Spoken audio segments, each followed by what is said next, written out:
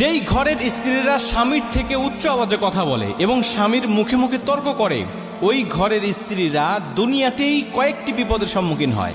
প্রথম নম্বর বিপদ হলো, ওই স্ত্রীর প্রতি স্বামীর অন্তরে কোনো জায়গা থাকে না। আস্তে আস্তে স্বামীর অন্তর থেকে ওই স্ত্রীর প্রতি ভালোবাসা, মায়া, মোহাব্বত সবকিছু দূর হতে থাকে। কারণ স্ত্রী যতই সুন্দর হোক, যতই উচ্চ শিক্ষিত আর উচ্চ বংশ মর্যাদা সম্পন্ন হোক না কেন, স্ত্রী যদি স্বামীর মুখে মুখে তর্ক করে, স্বামীর আওয়াজের থেকে উচ্চ আওয়াজে কথা বলে, সামান্য কিছুতেই রাগারাগি করে, ওই স্ত্রীর প্রতি স্বামীর অন্তরে কোনো জায়গা থাকে না, কোনো মায়া মোহাব্বত থাকে না। কিন্তু স্ত্রী দেখতে খুব বেশি একটা ভালো নয়, কিন্তু সে ভালো, সে ভদ্র, সে নম্র। স্বামী কিছু বললেই সেটা সে আনুগত্য করে নেয়, মেনে নেয়। ওই স্ত্রীর চেহারা ভালো না হলেও ওই স্ত্রীর জায়গা স্বামীর অন্তরের মধ্যে থাকে সর্বসময়। এজন্য মা বোনদেরকে বলতে চাই, কখনো স্বামীর অবাধ্য হবেন না, স্বামীর মুখে মুখে তর্ক করবেন না এবং উচ্চ আওয়াজে কথা বলবেন না। বললে প্রথম নম্বরে আপনার জন্য স্বামীর অন্তরে কোনো জায়গা থাকবে না। দ্বিতীয় নম্বরে আপনার ঘরে শান্তি নামক যে একটা নিয়ামত, এই নিয়ামতটা থাকবে না, শান্তি বলতেই থাকবে না। আপনি যত টাকা ইনকাম করেন না কেন, আপনি যত ধনী ফ্যামিলির মেয়ে হন না কেন, বা আপনি যত ধনী স্বামীর স্ত্রী হন না কেন, আপনার ঘরে শান্তি বলতে কিচ্ছু থাকবে না। কারণ শান্তি টাকা পয়সা দিয়ে কিনা যায় না। শান্তি টাকা পয়সা দিয়ে শহরে কিনা যায় না। এই শহরে মানুষের টাকা পয়সার অভাব নাই। মানুষ ইচ্ছা করলে শান্তি যদি টাকা দিয়ে কিনা যাইতো, টাকা দিয়ে মানুষ শান্তি কিনে রাখতো, কিন্তু টাকা দিয়ে শান্তি কিনা যায় না। শান্তি কোথায়? একে অপরের আনুগত্যের মধ্যে, ভালোবাসার মধ্যে, মায়ের মধ্যেই শান্তি রয়েছে। অন্য কোথাও আপনি শান্তি পাবেন না। যেই ঘরে স্ত্রীরা স্বামীর মুখে মুখে তর্ক করে, নবীজি বলছে সবচেয়ে আদর্শবান নারীকে জানো, সবচেয়ে আদর্শবান স্ত্রীকে জানো, যেই স্ত্রীর দিকে তাকাইলেই স্বামী সন্তুষ্ট হয়, স্বামী খুশি হয়ে যায়।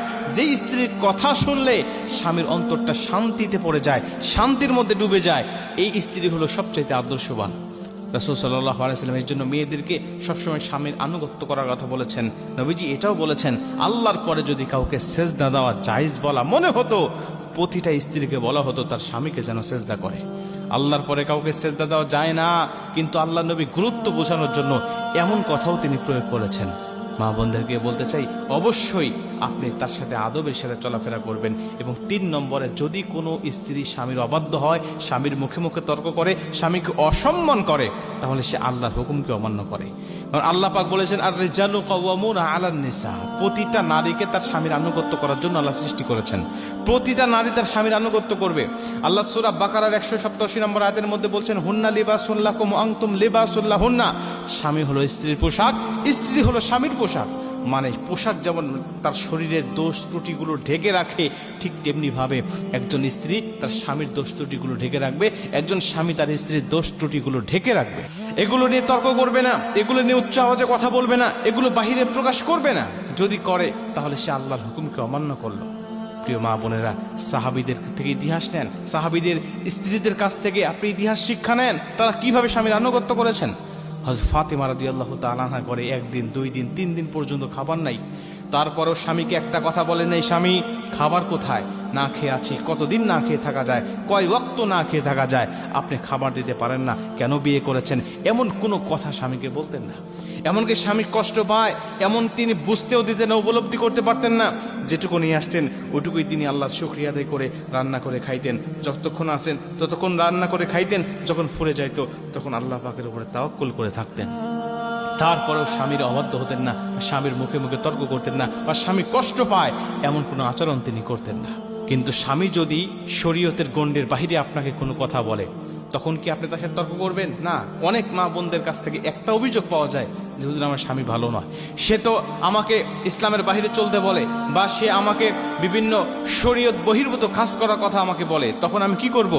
আমি বলি তারপরেও তার সাথে উচ্চ আওয়াজে কথা বলবেন না, তাকে আপনি হিকমতের সাথে বোঝানোর চেষ্টা করবেন। কারণ উচ্চ আওয়াজে কথা বললে তখন আপনি বোঝাতে পারবেন না তাকে।